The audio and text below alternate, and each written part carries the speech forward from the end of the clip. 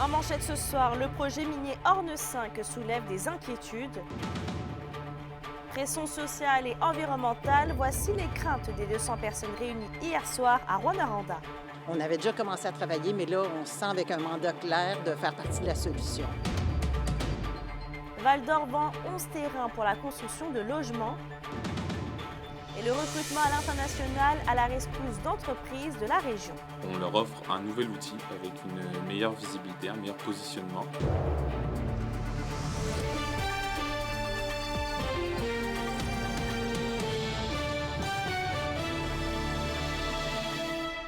Bonsoir tout le monde et merci d'être avec nous. 200 personnes étaient présentes à la première séance publique d'information de ressources Falco sur son projet minier Orne 5 au Petit Théâtre du Vieux-Noranda hier soir et plusieurs préoccupations ont été soulevées comme nous le rapporte Alexandre Cabana. Les nombreuses personnes présentes mardi soir ont partagé leurs craintes face au projet Orne 5, cette future mine urbaine sur les installations de l'ancienne Quémont à 2 pas de la fonderie Horn. Là, j'entends qu'il n'y a pas vraiment comme de plan de développement pour accueillir ces gens-là. Je comprends l'horizon de 5 ans, mais... Tout le monde ici se bat pour la main-d'œuvre, pour les logements, pour les places dans les cabinets de médecins, les cabinets de dentistes, les places en garderie. Du sautage à l'heure du retour, une fois par jour, c'est quand même une période assez achalandée au club de golf. Donc, il y a une préoccupation par rapport à ça, ce qu'on l'a vécu avec la voie de contournement. Parmi les inquiétudes qui ont été soulevées hier, il y a certainement la proximité du futur parc à résidus miniers qui sera situé dans le bassin versant du lac Dufaux, la principale source d'eau potable de la ville de Rouyn-Noranda, qui a inquiété ses citoyens.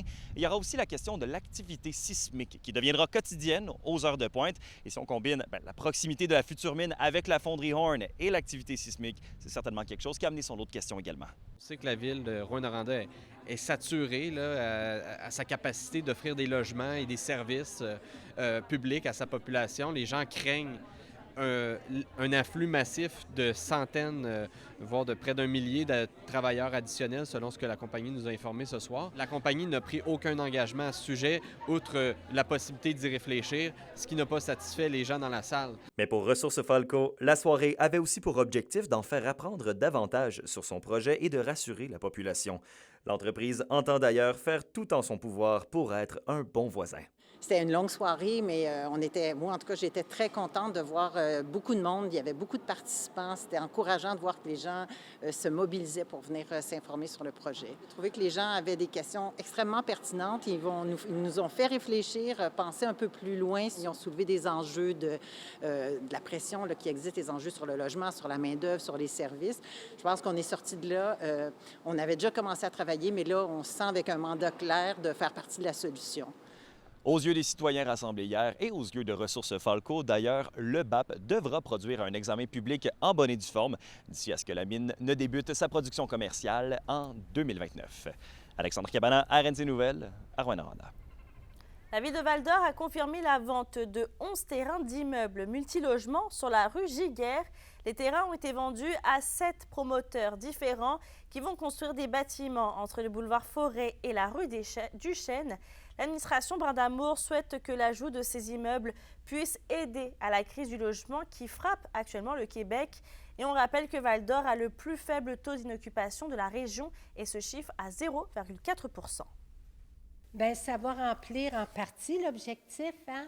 On se doutait bien, on entendait, le monde venait poser des questions, même avant qu'on le mette en vente. On les a vendus aujourd'hui au mois de mai, mais il y avait des gens en janvier qui auraient été bien d'accord pour les acheter. Mais vu qu'on est en train de travailler sur les services municipaux pour faire cette phase-là, on voulait quand même se donner le temps de faire analyser aussi la valeur des terrains, s'assurer de l'offrir à l'ensemble de la population.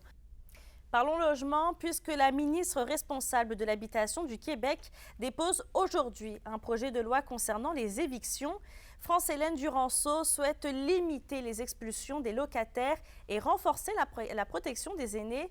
Ce projet de loi interdit pour une période de 3 ans un locataire d'évincer l'occupant pour subdiviser le logement, l'agrandir ou de changer l'affectation. Et il pourrait prendre fin si le taux d'inoccupation est de 3 % pour l'ensemble des centres urbains du Québec, dont la population est de moins 10 000 habitants.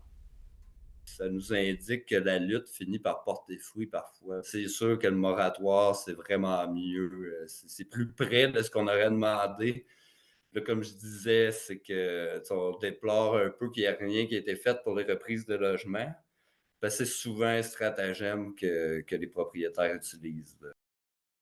Vos réponses à la question du jour TVA. Une présentation de la Clinique infirmière Nord-Ouest partout dans la région. Nous vous offrons des consultations rapides avec des infirmières et infirmières praticiennes spécialisées et un nouveau service de téléconsultation. Contactez-nous pour plus d'informations ou visitez notre site Web. Et à la question du jour, on vous demandait justement, dans ce dossier de crise du logement, pensez-vous que les évictions des locataires devraient être limitées? Vous avez répondu oui à 80%. Le CIS de l'Abitibi-Témiscamingue accorde près de 950 000 $ à Clinique infirmière Nord-Ouest pour combler plusieurs quarts de travail en raison de la pénurie de main-d'œuvre. C'est du moins ce que rapporte le Journal de Montréal. Le contrat sera en vigueur du mois de mai à septembre avec la Clinique infirmière Nord-Ouest et sera appliqué de façon temporaire jusqu'à ce qu'il y ait un nombre suffisant de ressources pour maintenir les services critiques à la population. En économie maintenant, le Centre local de développement Rouyn-Noranda lance sa toute première mission de recrutement international à Madagascar. Qu'Emilia Laliberté nous présente l'initiative. Le Centre local de développement Rouyn-Noranda tend la main aux entreprises à bout de ressources. Avec leur toute première mission de recrutement international à Madagascar, ils souhaitent les accompagner à recruter de potentiels travailleurs malgaches pour combler leurs postes vacants. On vit toujours une pénurie de main-d'œuvre. On a encore des postes vacants. Il y a encore des entreprises qui souffrent de cette pénurie-là. Donc, on leur offre un nouvel outil avec une meilleure visibilité, un meilleur positionnement. Le CLD veut rejoindre les grandes comme les petites entreprises. C'est pourquoi 2 formules distinctes vont être offertes. Pour les entreprises qui ont les capacités de venir avec nous, oui, ils vont nous accompagner lors de la mission. On a un partenaire sur place qui va s'occuper du référencement des candidats et aussi de la présélection. Puis, les entreprises vont pouvoir passer les entrevues sur place, donc durant 4 jours. Cela dit, on offre aussi une autre formule pour les entreprises qui sont avec moins de ressources, que ce soit humaines ou financières. Et donc, nous, on peut représenter leur offre d'emploi, on peut faire les premières entrevues sur place avec les candidats, puis toujours sur place, faire une deuxième entrevue virtuelle. Donc, l'entreprise n'a pas à se déplacer, en fait. L'objectif de la mission recrutement est aussi de faire valoir les nombreuses occasions d'emploi présentes en Abitibi-Témiscamingue. On pense qu'une mission qui est régionale, donc avec plus de visibilité pour notre région, c'est aussi un moyen pour nos entreprises de sortir leur épingle du jeu, de sortir de cette concurrence qu'on a avec les autres régions qui sont parfois un peu débalancées. De nombreuses entreprises locales ont déjà recours à la main-d'œuvre étrangère pour garder le cap. C'est d'ailleurs le cas pour le restaurateur chez Moras à Rouyn-Noranda, qui a embauché 6 nouveaux employés issus de l'Afrique et qui en attend prochainement 7 autres. Si on n'avait pas eu de travailleurs étrangers, c'est sûr qu'on faisait une crise cardiaque où on mettait la clé dans la porte, c'est sûr. C'est grâce à eux qu'on arrive à étendre nos heures d'ouverture. En fait. Et grâce à eux aussi, ça nous permet en fait de penser à d'autres projets, histoire de s'élargir en fait. La mission de recrutement à Madagascar, d'une durée d'1 semaine, va avoir lieu à la mi-novembre. Les entreprises qui souhaitent y participer ont jusqu'au 30 juin pour s'inscrire. Qu'Emilia Laliberté, RNC Nouvelles, Rouyn-Noranda. On continue la série de reportages sur l'harcèlement au travail. Hier, on vous présentait le témoignage d'une victime et aujourd'hui, on va parler d'un autre aspect, puisque près d'1 milliard de $, c'est le prix estimé des séquelles psychologiques reliées au travail entre 2014 et 2019 au Québec, dévoilé par l'IRSST. Et Kimberly, ces résultats rappellent l'importance de faire de la prévention. Tout à fait, Mélissa. C'est ce que confirme l'auteur principal de cette étude, Martin Lebeau, qui est économiste à l'Institut de recherche Robert Sauvé en santé et en sécurité de travail. Donc, on souhaite vraiment diminuer cette tendance qui n'a pas cessé d'augmenter en 6 ans. Donc, on parle d'une augmentation de 195% des coûts associés aux lésions psychologiques au travail. Et toujours selon cette étude, le harcèlement psychologique au travail est le type d'accident qui coûte le plus cher au Québec. Donc, je vous invite à écouter mon reportage qui dresse un portrait plus complet de la situation dans la région. Près de 203 000 $, c'est ce que coûte en moyenne une personne qui a des séquelles liées au harcèlement psychologique au travail dans la province, selon une première étude sur le sujet de l'IRSST.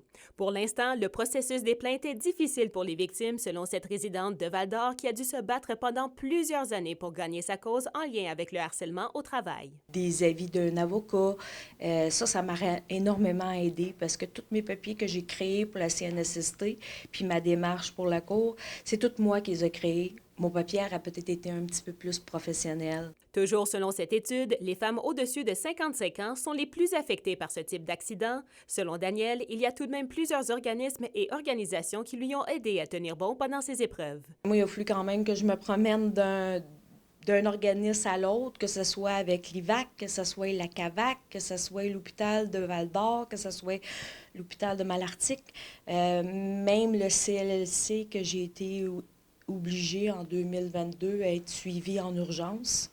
Non, j'avais pas de pensée suicidaire, sauf que je voyais noir total. Le Centre d'aide aux victimes d'actes criminels de l'Abitibi-Témiscamingue accueille ce type de personnes. Les démarches de guérison sont semblables aux personnes ayant vécu du harcèlement sexuel au travail, selon la directrice générale Nancy Bouchard. Ça dépend parce qu'il y en a un qui atteint vraiment notre personne, notre intimité à nous, et l'autre, c'est point de vue travail, c'est point de vue compétence, c'est notre estime de soi, c'est vraiment on le traite presque pareil, mais c'est différent pour chaque personne parce qu'on n'est pas traumatisé de la même manière. Ils ont des rendez-vous avec nos intervenants professionnels qui, eux, ont les compétences pour intervenir avec chacune des personnes et l'accueillent avec le bagage qu'elle a. En plus d'offrir plusieurs outils en ligne, la CNESST souligne les 20 années d'existence de la loi sur les normes du travail cette année qui vise justement à contrer le harcèlement au travail. Une stratégie de communication est déployée en continu afin de sensibiliser les employeurs à faire de la prévention.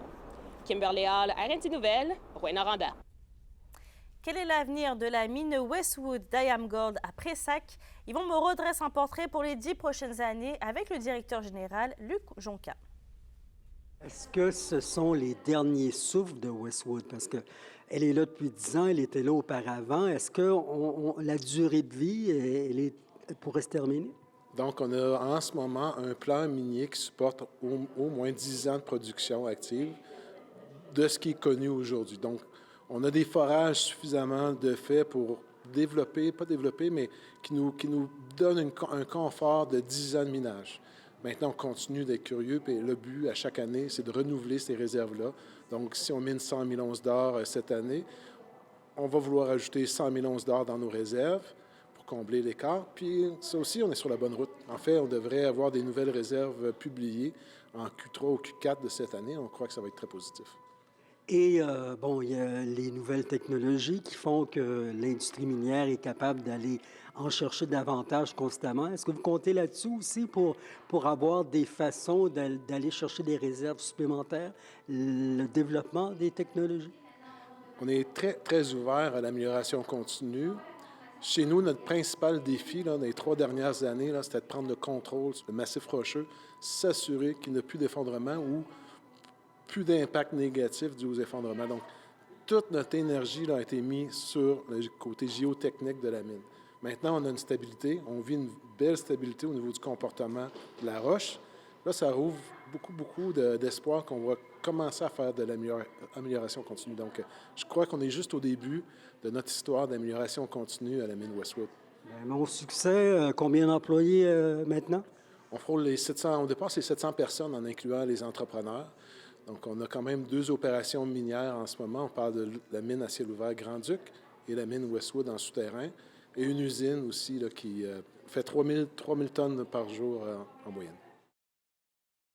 L'indice boursier minier au TVA Nouvelle 18h est une présentation de GFM Groupe Financier. Dirigeants d'entreprises et particuliers, fiez-vous aux experts de GFM pour vos placements, assurances de personnes et assurances collectives. Car pour vous, ils vont au-delà de la finance. Hey, restez des nôtres parce qu'après la pause à H2O le Festival, on vous présente notre programmation familiale et gratuite. On vous attend.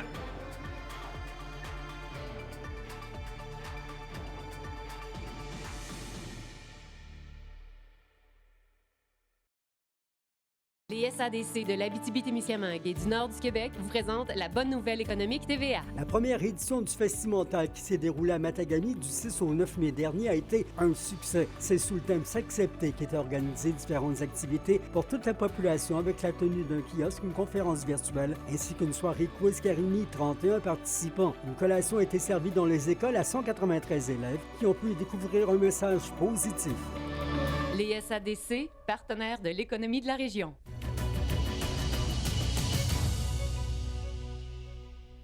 Près d'une centaine d'embarcations nautiques de la région ont reçu un avis de non-conformité la fin de semaine dernière. Une quarantaine ont également reçu des constats d'infraction. Les policiers de la Sûreté du Québec ont profité du long congé pour inspecter environ 250 embarcations. Et le but était de s'assurer que les usagers aient l'équipement de sécurité nécessaire et également dans le but de prévenir les conduites dangereuses.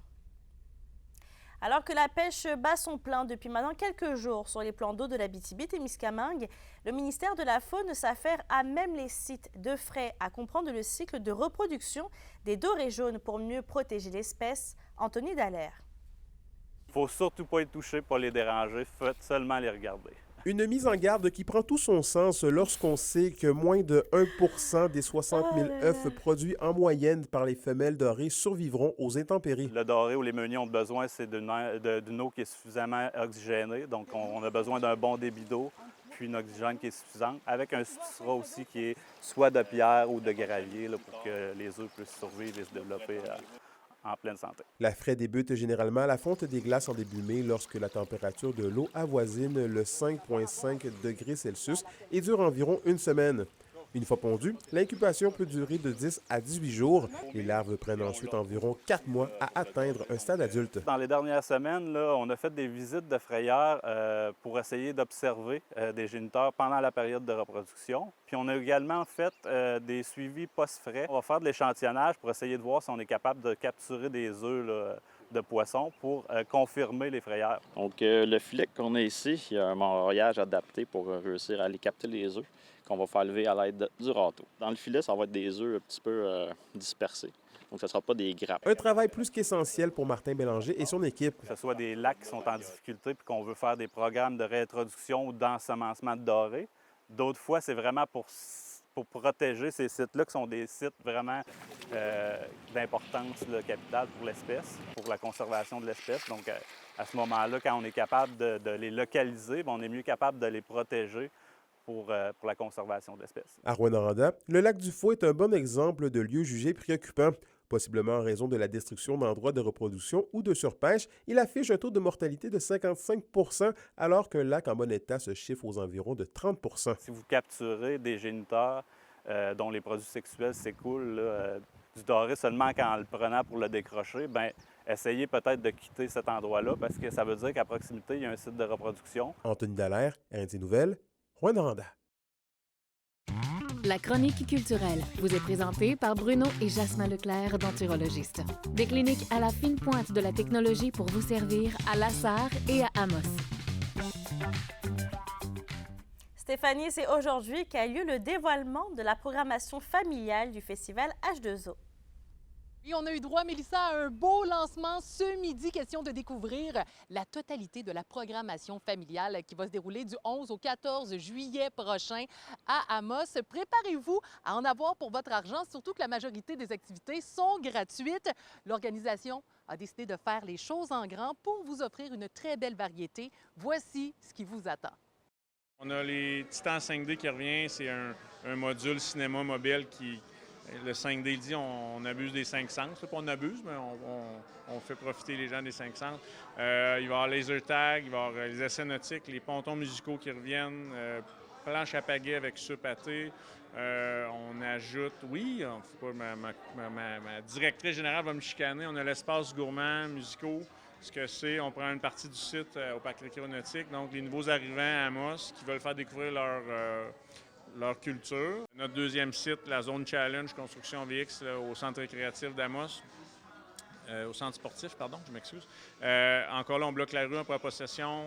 Cette année, nouveauté dans le terrain de baseball, on va avoir les jeux médiévaux présentés par les Forges impériales. Donc, les gens vont... les jeux médiévaux, ça dit, vont être déguisés en personnages. Il y a le atelier de création d'armoiries, du tir à l'arc, lancer de la bûche, entre autres choses. Donc, ils vont pouvoir occuper tout le site. On a des ateliers de bande dessinée, de manga. Les jeunes vont pas découvrir avec des spécialistes comment bien dessiner ça. On fait sortir nos jeunes dehors, on leur fait jouer aux jeux vidéo, mais c'est vraiment cool. Les e-sports puis réalité virtuelle, donc on va installer une section à l'abri, mais dehors. Je suis en train d'oublier l'Express H2O des Jardins, donc dimanche 14 juillet à Amos, on va faire courir les gens. On a le marathon pour les intenses, marathon en équipe de 4. On a demi-marathon, 21.1, le 10 km, 5 km, 1 km des enfants, plus cette année, nouveauté, on inclut tout le monde, on inclut les marcheurs, 5 km à la marche. Les pompiers de la ville d'Amos qui vont faire un 1 km démonstratif avec leur équipement. Donc, j'ai déjà chaud pour eux. Ils vont ramasser des sous pour une bonne cause. Et on ajoute le 5 km en équipe, donc 4 coureurs qui font le 5 km simultané. On a déjà plein de beaux défis, plein de belles inscriptions. Donc, le dimanche, après on fait sortir le méchant. Si j'en oublie, vous téléchargez la nouvelle application numérique qu'on lance aujourd'hui, H2O le Festival. Vous allez sur votre plateforme Android ou Apple. Vous allez chercher ça, c'est gratuit. Vous allez avoir toute l'information, les cartes, les déplacements. Vous pouvez acheter vos billetteries, vous pouvez vous inscrire comme bénévole, les transports entre les sites, tout est là. C'est simple, elle est belle, elle est le fun. On est bien heureux, puis c'est notre nouveau bébé cette année. On est bien heureux. Avec les chaudes températures des derniers jours, on est maintenant à la veille d'orages violents dans la région. Des averses ont d'ailleurs eu lieu à certains endroits cet après-midi. On vous dit à quoi s'attendre après la pause.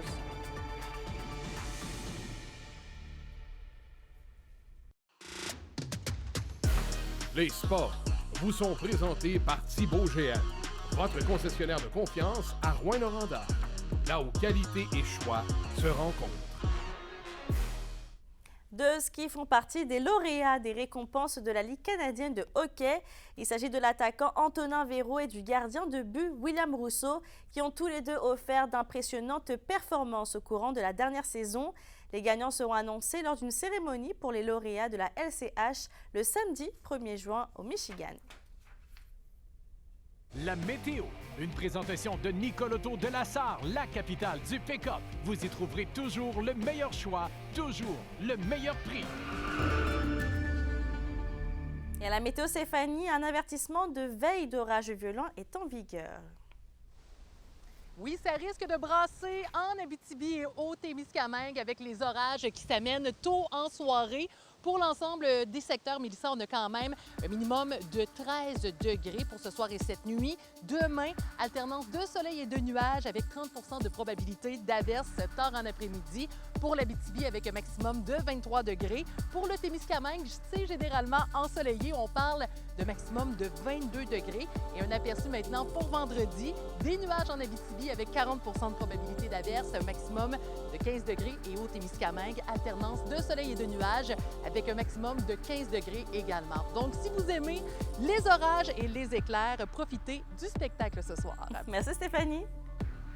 Avant de se quitter, justement, avec la météo qu'on va avoir, Hydro-Québec signale déjà quelques pannes dans la région, puisque c'est environ 3000 clients actuellement qui sont privés d'électricité, notamment à Cadillac, Pressac et même dans les environs d'Amos. Donc, soyez prudents. Sur ce, je te souhaite de passer une excellente soirée et on se retrouve demain.